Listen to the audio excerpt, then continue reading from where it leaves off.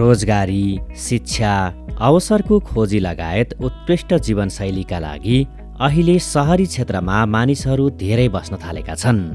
छिटो तथा नमिलेका घरहरू धेरै भएका कारण यस्ता सहरहरूमा बहुप्रकोपको जोखिम पनि निरन्तर बढ्दै गएको छ। यस अवस्थामा सहरी जोखिम न्यूनीकरणका लागि विभिन्न उपायहरू अपनाउनु आवश्यक छ।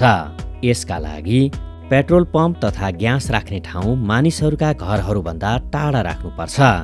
यस्ता स्थानमा आगलागी भएमा आगो निभाउने सामग्रीहरू पनि तयारी अवस्थामा राख्नुपर्छ। चट्याङबाट बच्न घर तथा भवनमा अनिवार्य अर्थिङ गर्नुपर्छ।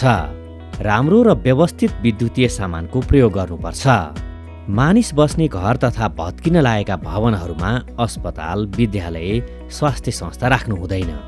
यस्ता ठाउँमा यदि विपदका घटना भए सजिलै सुरक्षित स्थानमा निस्कने अर्को बाटोको पनि व्यवस्था गर्नुपर्छ। धेरैजसो सहरी क्षेत्रमा अव्यवस्थित ढल निकासले पनि बाढी डुबानको समस्या आउने हुँदा समयमै मर्मत र उचित व्यवस्थापन गर्नुपर्छ। घर तथा भवन बनाउँदा भवन संहिताको पालना गरी सुरक्षित बलिया भवन बनाउनुपर्छ। होटल तथा साना पसलहरू भएका ठाउँमा आगो निभाउने सामग्री राख्नुपर्छ र आगो निभाउने तालिम लिएर बस्नुपर्छ। विपदबारे चासो राखौं, चनाखो बनाऊ। राष्ट्रिय विपद जोखिम न्यूनीकरण तथा व्यवस्थापन प्राधिकरण।